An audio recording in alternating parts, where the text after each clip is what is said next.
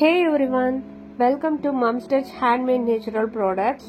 இன்னைக்கு என்ன வீடியோ பார்க்க போறோம்னா aloe vera cucumber gold process soap. இந்த சோப் ஹைட்ரேட்டிங்காகவும் ரெஃப்ரெஷ்ஷாகவும் இருக்கும். இந்த சோப் சென்சிட்டிவ் ஸ்கின் இருக்கிறவங்களுக்கு பர்ஃபெக்டா இருக்கும். இதுல ஃப்ரெஷ் ஆலோவேராவும் குக்கும்பர் பியூரையும் ஆட் பண்ணி செஞ்சிருக்கேன். வாங்க வீடியோக்குள்ளார போகலாம். சோப் செய்யறதுக்கு முன்னாடி சேஃப்டி ஃபர்ஸ்ட். கிளவுஸ், காகல்ஸ், மாஸ்க் இது மூணுமே யூஸ் பண்ணணும். கன்ஃபார்மா யூஸ் பண்ணணும். பிகாஸ் இதுல NaOH யூஸ் பண்றோம். இது ஹார்ஷான கெமிக்கல்ஸ். இது சேர்த்தி தான் நாம கோல்ட் ப்ராசஸ் சோப் செய்ய போறோம். இப்போ ஈரமில்லாத பவுல் ஒன்று எடுத்துக்கோங்க. நீங்க என்னென்ன பாத்திரம் யூஸ் பண்றீங்களோ அதுல எல்லாமே IPA அடிச்சு கிளீன் பண்ணி வச்சுக்கோங்க. நான் இப்ப ஆயில்ஸ் யூஸ் பண்றேன். நான் என்னென்ன ஆயில் யூஸ் பண்றேன்னு உங்களுக்கு டிஸ்கிரிப்ஷன்ல மென்ஷன் பண்றேன், பாத்துக்கோங்க. நான் இதுல 5 டைப்ஸ் ஆஃப் ஆயில் யூஸ் பண்ணிருக்கேன். அதையும் நான் ஃபில்டர் பண்ணி நான் யூஸ் பண்ணிக்கிட்டேன். இப்ப நான் பிரெஞ்ச் கிரீன் கிளே ஆட் பண்றேன். இது கலருக்காக தான். இதுல எந்த கெமிக்கல்ஸும் இல்ல. சோ அதனால நீங்க தாராளமா நீங்க யூஸ் பண்ணிக்கலாம்.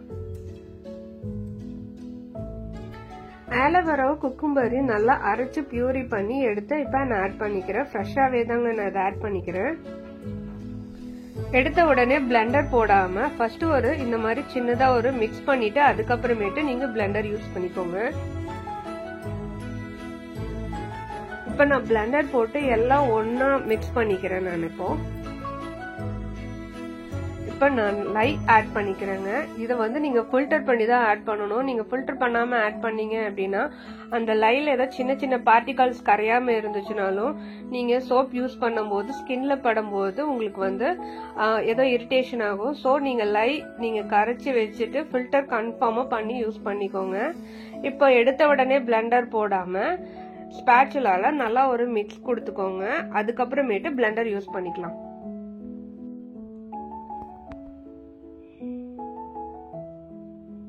இப்ப நான் இதுல ஃப்ரேக்ரன்ஸ் ஆயில் ஒரு 5 ml ஊத்துறேன்.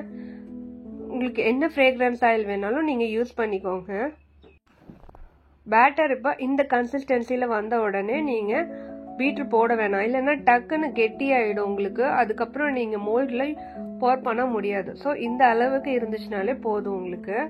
இப்ப நான் தனித்தனியா 100 கிராம்ஸ் இருக்கிற மோல்ட்ல நான் ஆட் பண்ணிக்கிறேன்.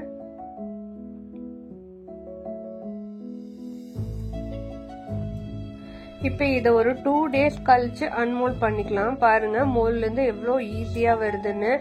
இதுவே நீங்க 1 டேக்கு முன்னாடியே எடுத்துட்டீங்க அப்படின்னா மோல்ட்ல இருந்து வராது.